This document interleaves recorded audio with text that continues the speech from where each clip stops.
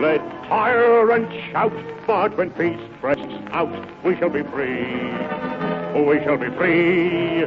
Let cowards cringe, but when we go on the binge, beer shall be free. Beer shall be free. Threats do not frighten us, freedom we crave.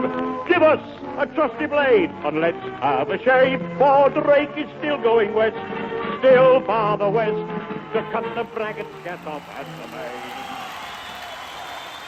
In the morning, at 2:41 a.m., at General Eisenhower's headquarters, General Jodl, the representative of the German High Command, and of Grand Admiral Dönitz, the designated head of the German state, signed the act of unconditional surrender of all German land, sea, and air forces in Europe to the Allied Expeditionary Force.